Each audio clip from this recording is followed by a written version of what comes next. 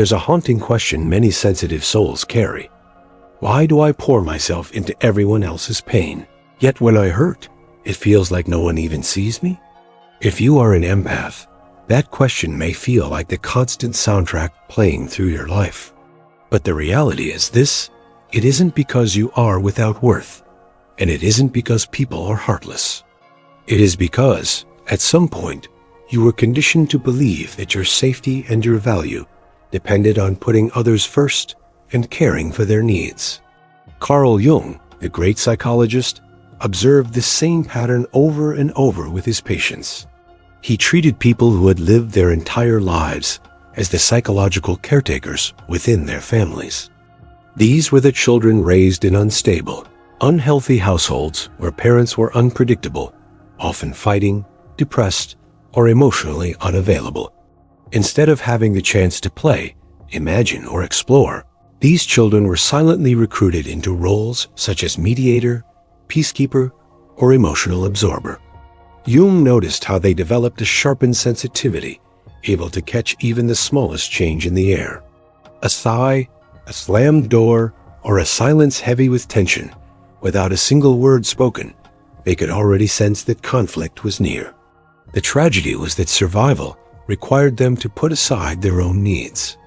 They learned very quickly that showing anger, sadness, or even happiness could make things worse. So they hid their emotions deep inside and wore a mask of calm maturity and helpfulness. That child later became the empathic adult, someone who could read everyone else's feelings better than their own. But Jung issued a warning. What we push into the unconscious does not disappear. It lingers there, in what he called the shadow. And within the empath's shadow lies a painful conviction. If I don't take care of you, I will be abandoned. I will not be loved. This is the hidden reason empaths tend to give far too much. It is not simply a personality trait. It is a survival mechanism that once kept them safe as children. Yet as adults, it often creates the exact opposite of what they hope for. Because when you endlessly give, others become comfortable taking. And when you keep your needs hidden, people eventually stop seeing them altogether. Jung saw how many of his patients eventually collapsed under this imbalance. He described people who spent their lives constantly serving others, yet beneath the surface of their kindness lived a secret pain. They felt unseen, overlooked, and even invisible. He helped them recognize that this compulsive urge to care for everyone wasn't only selfless devotion, it was also fear. Fear of rejection, fear of becoming irrelevant, fear of what might happen if they dared to say no. And what's fascinating is how many empaths, shaped by this same programming, found themselves pulled toward professions such as therapy, nursing, spiritual guidance, or healing work. It made sense. They had been training for it, unconsciously since childhood, always rescuing, always helping. But Jung noticed something troubling. Their sense of self became completely tied to that role. They didn't become helpers because their soul genuinely desired it, but because their trauma demanded it. That is why, later in life, many awakened empaths suddenly walk away from these paths. They realize they no longer want to spend their lives rescuing everyone else.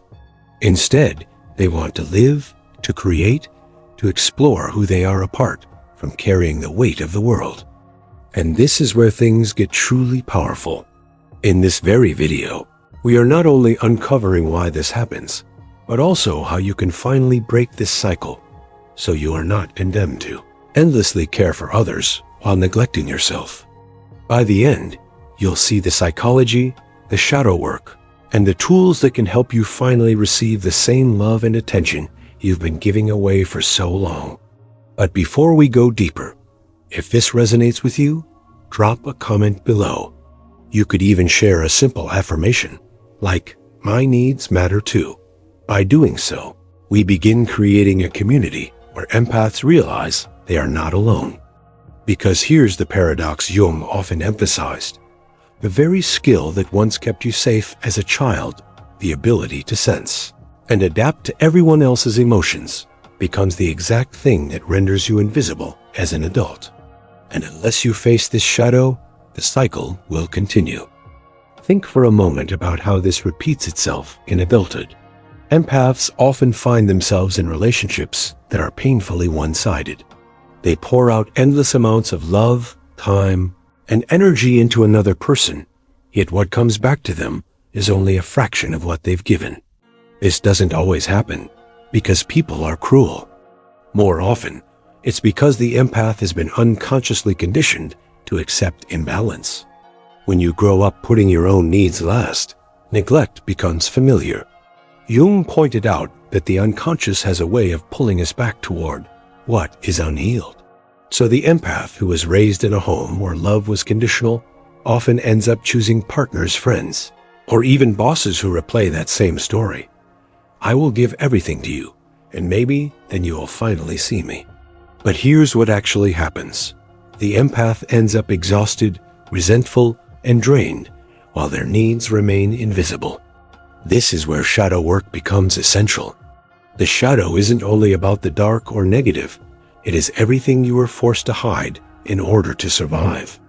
For the empath, that hidden part often includes their anger, their longing to be cared for, their desire to rest, and even their right to be selfish sometimes.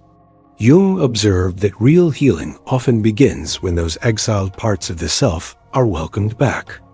Until then, the empath remains trapped, forever caring for everyone else, while their own inner child silently starves for love and recognition. This dynamic also shows up in the workplace. Many empaths end up in jobs where they are underappreciated. They're the colleagues who stabilize the team emotionally, the ones who listen, soothe, and prevent conflict from erupting. Yet their contribution is rarely acknowledged. Promotions pass them by. Recognition is given elsewhere, because their role holding the emotional weight of others is invisible. And so the cycle repeats, giving endlessly, receiving little in return. You might wonder, why doesn't anyone notice what the empath needs? It's because when you never speak your needs, when you smile through your pain, when you say, "I'm fine," even as you're breaking inside, others believe you. People respond to what they see, not what you keep hidden. And empaths, by training, learn to hide everything. Jung often reminded his students that what we repress will eventually control us. For empaths, this repression shows up as a lifetime of silenced needs. And the truth is, no matter how much you give, no one can read the needs you've buried inside yourself. When you neglect your inner voice for long enough, resentment builds. You may continue to smile, continue to care, but deep within, there is a bitterness that quietly grows. Jung described this as the shadow rebellion, the moment when the parts of yourself you, denied, begin to push back against your conscious identity.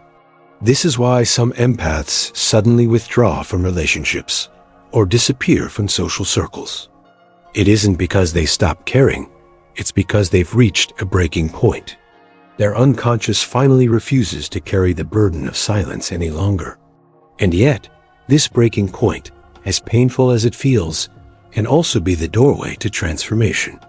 Because until the empath faces the hidden wound, the belief that love must be earned through self-sacrifice, they will continue repeating the same cycle of overgiving and under-receiving. Jung taught that healing begins the moment you stop identifying only with your persona, the mask you wear for the world, and begin to reclaim the exiled parts of your soul. For empaths, this means daring to say, "I also need. I also deserve. I also matter." It isn't easy. Speaking up after a lifetime of silence can feel like betrayal. Asking for support may trigger guilt or fear. But every time you voice a need, every time you set a boundary, you are calling back another piece of your lost self. This is why many empaths, once they awaken to this truth, begin practicing what Jung called individuation. Individuation is the journey of becoming no longer just the caretaker, no longer just the peacekeeper, but a complete person who integrates both their giving nature and their hidden desires.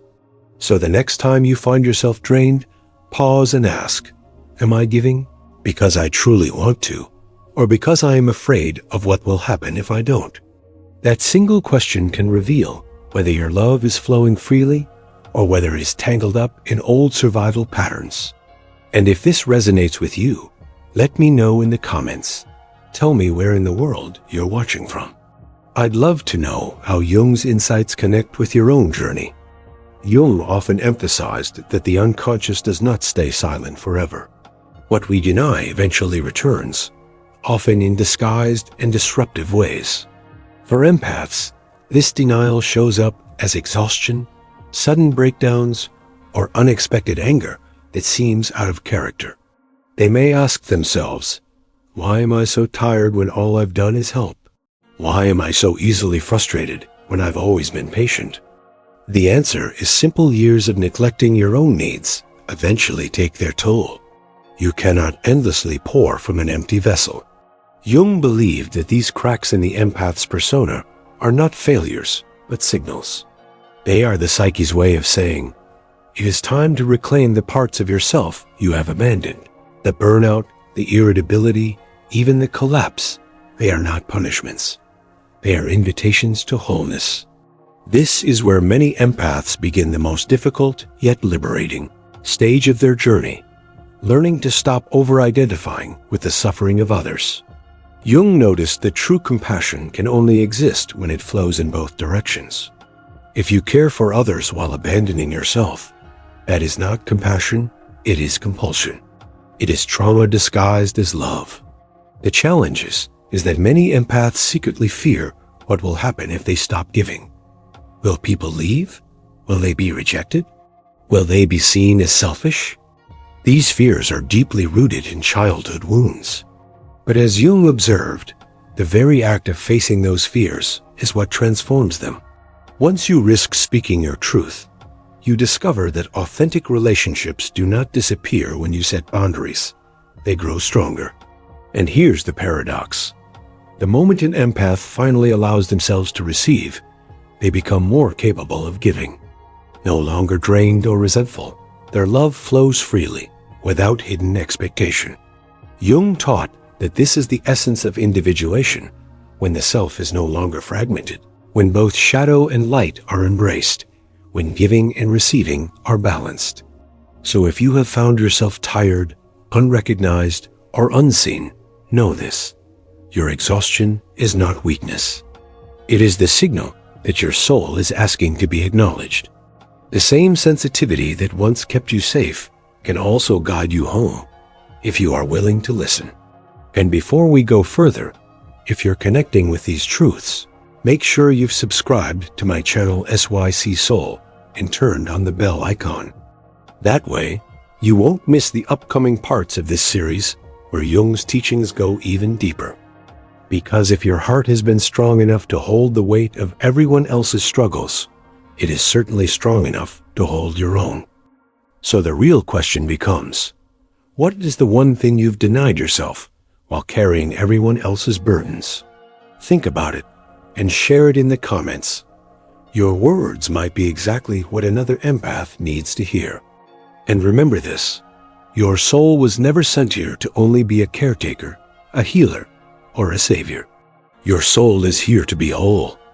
And that wholeness, it begins with you. Now, before you go, let me ask, are you ready to finally include yourself in the same compassion you've always given away so freely? Because the moment you do, something shifts. You no longer live half a life, you begin to live a full one. If this message resonated with you, don't leave quietly. Subscribe to SYC Soul. Tap the notification bell so you never miss the upcoming videos. And give this video a like to let me know you connected with it. And if you know someone who needs this reminder, share it with them. It might be the light they're waiting for. Finally, tell me in the comments where you're watching from and which part of this journey struck the deepest chord in you.